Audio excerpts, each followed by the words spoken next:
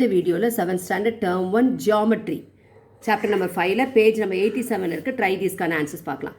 Few real life examples depicting adjacent angles are shown below.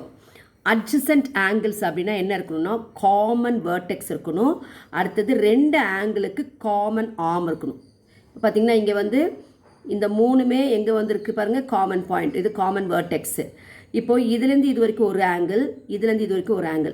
இப்போ இந்த ரெண்டு ஆங்கிளுக்கு நடுவில் இது வந்து எப்படி இருக்குது, காமன் ஆர்ம் இருக்குது. ஸோ இந்த ரெண்டும் இருந்தால் தான் வந்து அட்ஜசன்ட் ஆங்கிள் நம்ம ஃபார்ம் பண்ண முடியும். ஸோ இங்கே வந்து 3 எக்ஸாம்பிள் கொடுத்துருக்காங்க. Can you give 3 more examples of adjacent angle seen in real life கேட்டிருக்காங்க. நம்ம ஃபர்ஸ்ட் ஒன் என்ன எழுதலாம்னா நம்ம சீலிங் ஃபேன் எழுதிக்கலாம். ஃபர்ஸ்ட் எக்ஸாம்பிள் வந்து சீலிங் ஃபேன். சீலிங் ஃபேனில் வந்து 3 இருக்கும் இல்லைங்களா, அப்போ அது வந்து adjacent angle ceiling fan. Number 2 என்ன எழுதலாம் அப்படின்னு சொன்னால் பேர் ஆஃப் சிசர்ஸ் எழுதிக்கலாம். பேர் ஆஃப் சிசர்ஸ், ஓகேவா? பேர் ஆஃப் சிசர்ஸ், சிசர்ஸ் எப்படி இருக்கும் எப்படி இருக்கும் இல்லைங்களா, அப்போ இதுவும் சொல்லலாம். அதே மாதிரி சீலிங் ஃபேன்லேயும் நம்ம எப்படி இருக்கும், 3 தான் இருக்கும், 3 ஹேண்ட்ஸ் தான் இருக்கும். அப்போது இப்படி சொல்லிக்கலாம், ஓகேங்களா? அடுத்த தேர்ட் எக்ஸாம்பிள் வந்து நம்ம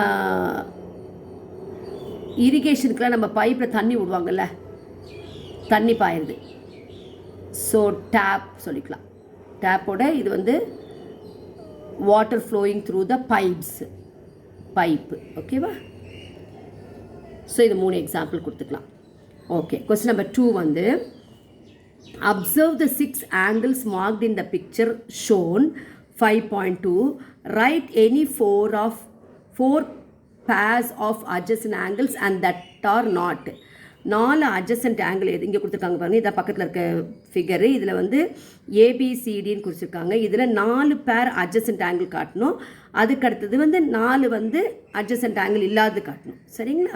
இப்போ இங்கே பாருங்கள், ஏவும் பியும் காமன் ஆர்ம் இருக்குது, காமன் வர்டெக்ஸ். அப்போ angle A and angle B வந்து என்னது, angle A and angle B வந்து adjacent angles. Angle B angle C, angle பியும் ஆங்கிள் சியும் adjacent angle. Angle C and angle D. Angle C and angle D are adjacent angle. Angle D and angle E are adjacent angle. இது நாலும் adjacent angle pair. இப்போ not கேட்டிருக்காங்க. மொத்தம் 4 pairs எழுதி சொல்லியிருக்காங்க. 4 adjacent angle எழுதியிருக்கோம். adjacent angle இல்லாத என்னென்னா A and C சொல்லலாம். ஆங்கிள் ஏக்கும் ஆங்கிள் சிக்கும் காமன் வேர்டெக்ஸ் இல்லை, காமன் ஆர்ம் இல்லை இல்லைங்களா, காமன் வேர்டெக்ஸும் இல்லை, காமன் ஆர்மும் இல்லை. அப்போ ஆங்கிள் ஏ ஆங்கிள் சி அப்படியே ஒன்று விட்டு ஒன்று எழுதிருங்க. Angle B angle D, second number 1. Second வந்து angle B and angle D. Third one வந்து angle D and angle E. இன்னும் ஒன்று சொல்லுங்கள் பார்க்கலாம், angle A and angle E எழுதிக்கலாம். அவ்வளோதான். இந்த 4ம் நாட் அட்ஜசன்ட் ஆங்கிள்ஸ், இந்த 4ம் அட்ஜசன்ட் ஆங்கிள்ஸ்.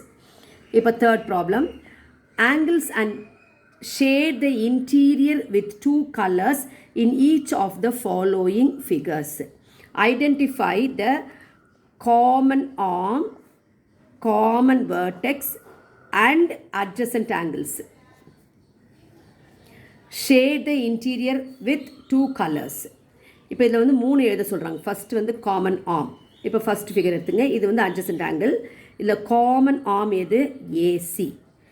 ஃபஸ்ட் வந்து காமன் ஆர்ம் வந்து ஏசி, ரே தான் இது. ஏன்னா ஸ்டார்டிங் பாயிண்ட் இருக்குது, இங்கே ஆரோ போட்டிருக்கனால இது வந்து ரே. ஏசி வந்து common arm.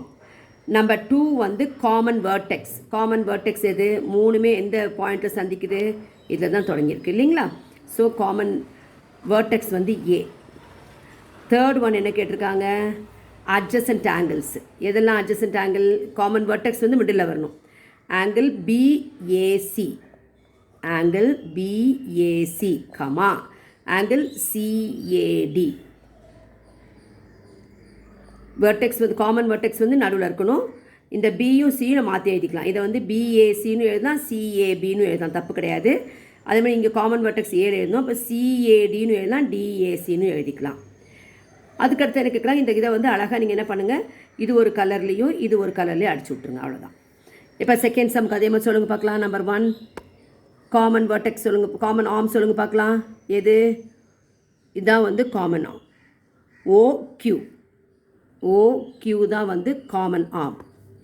Number 2 common vertex சொல்லுங்கள், ஓ.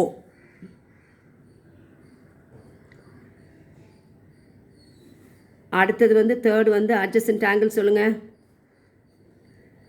POQ and QOP, sorry R QOR. அதே மாதிரி இது ரெண்டையும் டிஃப்ரெண்ட் கலர்ஸில் அடிச்சு விட்ருங்க. சரிங்களா? அடுத்த fourth sum, name the adjacent angles in each of the following figure. வெறும் நீங்கள் நேம் த அட்ஜசன்ட் ஆங்கிளோட பேர் மட்டும் எழுதினா போதும். ஃபஸ்ட் இல்லை நீங்கள் எது காமன் வெர்டெக்ஸ் ஏ. ஸோ இந்த ஏ வந்து மிடில் வரணும், அவ்வளோதான். அப்போது ஃபஸ்ட் ஆங்கிள் வந்து ஆங்கிள் BAC. எப்போதுமே அல்ஃபபெட்டிக்கல் ஆர்டரில் இருக்குது நல்லது தான், ஆனால் மாற்றி தான் தப்பு கிடையாது. BAC அண்ட் CAD, அவ்வளோதான். இதுக்கு பாருங்கள் காமன் வெர்டெக்ஸ் எது?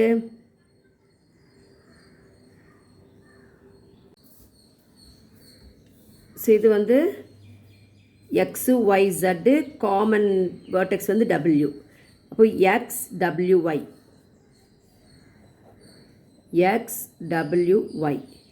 அடுத்தது YWZ. எப்போதுமே காமன் வேர்டெக்ஸ் வந்து நடுவில் இருக்கணும். சரிங்களா? இங்கேயும் ஏஏ நடுவில் இருக்கும். தேங்க்யூ.